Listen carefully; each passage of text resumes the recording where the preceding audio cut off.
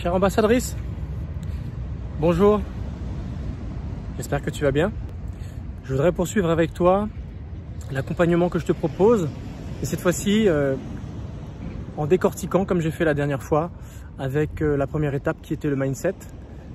Comment en arriver à faire ce big reset. C'était les différents volets, les 3 volets qu'on a abordés la dernière fois avec la première étape qui était le mindset. Cette fois-ci, on va aborder la deuxième étape qui est la sentinelle. Donc, qui dit sentinelle dit protection. Comment tu vas arriver à te protéger? Eh bien, avant d'en arriver à élaborer une quelconque protection, une fois de plus, il faut te poser les bonnes questions. Si jamais la réponse à ces questions est positive, ça veut dire que tu as vraiment besoin d'une protection. Alors je t'invite pour ce premier volet de cette sentinelle à essayer de te poser des questions qui ont un lien direct avec ce que tu peux vivre. Alors que ce soit dans le milieu professionnel ou que ce soit dans ton foyer. Est-ce que lorsque tu vas travailler, lorsque tu sais que tu vas travailler, tu as la boule au ventre? Est-ce que tu fais une crise d'angoisse tout simplement? Pendant tout le trajet, pendant toute ta préparation pour aller travailler, voilà, c'est comme si tu ne te sens pas bien, tu as l'impression que voilà, tu vas faire un malaise ou tu as cette sensation quoi, d'être indisposé, comme si tu as besoin d'aller aux toilettes. Et pendant tout le trajet, que ce soit en voiture ou que ce soit dans les transports en commun ou à pied, t'es pas bien. Voilà, tu n'as qu'une envie, c'est d'aller aux toilettes ou de te dépêcher pour y aller. Si jamais tu as cette sensation-là, si c'est positif, c'est un signe comme quoi tu as besoin de te protéger de ce que tu es en train de vivre. Alors si maintenant c'est dans ton foyer, c'est-à-dire que tant que tu es seul, tout va bien, mais quand tu sais que l'heure arrive, que ton compagnon ou ta compagne va pas tarder à rentrer et que tu commences naturellement à avoir les symptômes d'indisposition, comme je vais pu te décrire à l'instant, c'est pareil. Si tu as peur de croiser le regard de ton bourreau, qu'il soit ton compagnon, ta compagne ou un de ton employeur ou un de tes collègues de travail, il y a un problème. À partir du moment où il y a un malaise dans la relation humaine, qu'elle soit verbale, qu'elle soit langage corporel, qu'elle soit dans les environs, le fait même d'être dans la même pièce que la personne te dérange, c'est un signe. Je me rappelle avoir eu un coup de fil et une bonne discussion avec une personne qui me disait en fait que c'était devenu viscéral.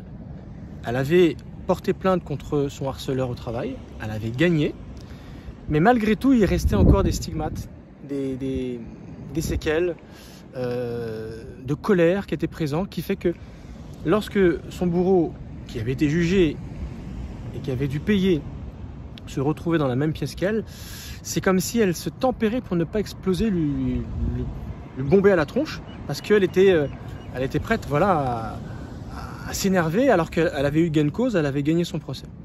Donc c'est pour te dire que même des fois, quand tu portes plainte, quand tu fais ce qu'il faut, il peut y avoir encore des stigmates qui s'expliquent certainement au travers d'une psychothérapie, mais c'est valable également quand tu n'as rien fait. Alors si jamais tu as l'impression qu'il t'épie, que dans ton dos, c'est comme si tu sens son regard sur toi, que tu as l'impression, ben voilà, pas la peine que je me retourne, je sais qu'il me regarde et ça me gêne. Ou quand tu vas aller dans le couloir, que tu sais qu'il n'est pas loin, tu vas volontairement baisser le regard, regarder en haut ou dans un côté complètement diamétralement opposé pour ne pas croiser ton regard. Mais tu vois, l'attitude que tu as prouve dans ton langage corporel que tu es gêné. Et tu lui lances, quoi qu'il arrive, le message comme quoi ben c'est toi qui as un problème. Parce que lui, s'il te regarde et qu'il ne ressent rien de particulier, au contraire, il ressent que sa présence, son regard te gêne, tu vas lui envoyer une information. Alors, si tu en es au stade de te mettre en action, de faire quelque chose pour t'en affranchir, c'est très bien. Mais s'il sait que tu as la peur au ventre, s'il ressent cela, parce que tu sais qu'un harceleur, un pervers narcissique, ils ont le don de ressentir ces choses. Ils savent pertinemment ce que ressentent leurs victimes, leurs proies, et ils savent exactement qu'est-ce qu'il faut opérer, là où ils en sont dans leur traque, dans leur processus de manipulation, d'intimidation. Ils savent exactement où ils en sont, qu'est-ce qu'il faut faire, quelle est la suite, est-ce qu'il faut temporiser, est-ce qu'il faut un moment d'accalmie, est-ce qu'il faut reprendre. Ils savent tout. Et s'ils savent tout, c'est grâce à toi. Parce que justement, par ce genre de comportement, tu les renseignes en permanence en fait. Et eux, ils se servent justement de ces choses pour savoir jauger exactement où ils en sont avec toi. Est-ce que la situation est pesante? Est-ce que tu n'en peux plus, tu es dans la maison, c'est ton cœur, si on devait prendre ta tension, voilà, tu es en hypertension. Parce que voilà, tu ne sais pas ce qui peut se passer d'un instant à l'autre. Alors là, je fais surtout référence dans ton foyer, parce que tu vis avec ton bourreau. Il est rentré, en quelques secondes, la situation peut dégénérer. Il te pose une question, ta réponse ne lui convient pas, tu ne sais pas comment il peut agir. Il peut péter de colère et puis c'est parti, tu vas manger. Si toutefois c'est quelqu'un qui a l'habitude de porter la main sur toi, tu sais que tu vas passer un mauvais quart d'heure. Si c'est dans le milieu professionnel, peut-être que tu n'as pas osé encore te mettre en action parce que tu as peur des représailles. Et si jamais tu hésites à en parler, si jamais tu t'en sens pas capable, tu as peur, parce que tu sais pas ce que ça peut donner, ça veut dire que il faut vraiment que tu fasses quelque chose. Tu en es arrivé à un point, si jamais tu ne fais rien, ça ne fera que s'empirer. Ça ne fera que s'empirer. En tout cas, tu donneras du crédit à ton bourreau, qui se gênera surtout pas de continuer. Et si jamais il voit que le vent tourne en ta faveur parce que les gens autour commencent à s'en rendre compte, il aura déjà l'art et la manière de déformer les faits, de s'assurer de mettre dans son camp les bonnes personnes. Comme par hasard, il aura fait ou prévu de faire un travail qui va lui valoir une bonne réputation, les félicitations de sa hiérarchie. Et ça sera plus difficile pour toi justement de taper sur l'élément qui est à féliciter et qui est en vue dans l'entreprise. Alors, c'est un petit peu plus délicat dans ton foyer. Parce que prouver le harcèlement sans qu'il y ait de coups, c'est très difficile. Il faut que tu sois très très bien entouré, que tu ne te retrouves pas isolé dans une ville ou une région dans laquelle tu n'as pas beaucoup d'amis ou de famille, parce que ça va être très très compliqué pour toi, pour pouvoir te rabattre si jamais tu as besoin de partir, si jamais tu as besoin de fuir, de te mettre en sécurité, et pire si jamais tu as un ou plusieurs enfants. Ça va être très très très compliqué, très très difficile. Voilà. Et alors c'est surtout pour porter plainte que c'est compliqué, ou commencer à faire quelques mains courantes. Ce sont des choses que tu peux faire en silence. Tu peux constituer un dossier. C'est une démarche que je propose également dans l'accompagnement. Je t'aide également à visualiser avec toi où tu en es, ce qu'il faudrait que tu fasses, et toujours en se mettant la loi de ton côté, en s'assurant que si jamais tu es, mettons, en entreprise et que la personne que tu dois dénoncer, c'est un employeur, c'est ton employeur, voire un personnel de la direction, ou une pièce maîtresse, on va dire, de l'entreprise, ça risque de faire tâche, et surtout ça risque d'être ta parole contre la sienne, si toutefois tu n'as pas constitué certaines preuves. Alors pour constituer des preuves, c'est long, c'est très très long, tu vois.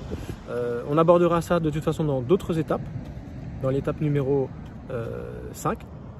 Je ne vais pas anticiper là tout de suite, Mais sache en tout cas qu'il existe une manière de faire, j'en ai déjà parlé dans quelques vidéos, mais sache que même dans l'accompagnement que je te propose, toutes ces choses, on les aborde si jamais c'est très nécessaire pour toi. Alors, c'est vrai, tu peux te poser cette question, que va penser ma hiérarchie si jamais je dénonce une pièce maîtresse? Et tu sais, à ce stade-là, tu n'en es plus à te poser ce genre de questions. Il ne faut surtout pas que tu culpabilises ou que tu te sentes gêné du fait que, là, il est question de ta dignité, de ton respect, qui t'a été volé, qui t'a été sali, piétiné par un membre de la hiérarchie qui, justement parce qu'il fait partie de cette hiérarchie, se cache derrière cette hiérarchie, le pouvoir qu'il a. Donc justement, il faut utiliser les mêmes armes que lui. Tu es peut-être subordonné par rapport à lui. C'est en connaissant tes droits, en connaissant les procédures que tu vas prouver que tu n'es pas quelqu'un qu'on peut manipuler comme ça. Alors même si tu as peur de ces réactions, et même si il peut être très violent, là je parle de ton conjoint, de ton compagnon ou de ta compagne, c'est pareil. Élaborer des faits, ça se fait avec le temps. Ça se demande bien sûr de prendre beaucoup son mal en patience pour que lorsque tu vas porter plainte, mettre des mains courantes avant de porter plainte, et bien que ça puisse véritablement peser de ton côté. Alors n'hésite pas, hein, des audios, des vidéos, même si quelquefois ça n'a pas d'impact quelquefois devant la loi, mais n'empêche que ton avocat saura que tu ne mens pas, et ça c'est très important à ce niveau-là. Après, tu sais, personne ne peut obliger une autre personne à vivre avec ton mari, si jamais tu es marié, si jamais toi tu le dénonces en tant que pervers narcissique, personne violente, en parole. On ne peut pas obliger une personne, même pas ton mari, si jamais il est cela, il faudra qu'il prouve le contraire. Mais si tu as peur et que c'est avéré, voilà, les autorités ne peuvent pas te dire bah, tu dois retourner chez ton mari. Non, tu as peur, il y a des sévices, que ce soit en geste, en parole, ta vie est en danger, tu auras le droit de partir. Donc sache ceci, c'est très très important pour ce premier volet. Si tu réponds à toutes ces questions de manière positive, ça veut dire que tu as vraiment besoin de protection. Tu as besoin d'une sentinelle. Et si je t'ai posé toutes ces questions, c'est juste pour que tu puisses te projeter et te dire, maintenant que ces réponses sont positives, qu'est-ce que je fais? Et le but pour toi, bien sûr, c'est de te mettre en action. Sache que je suis là.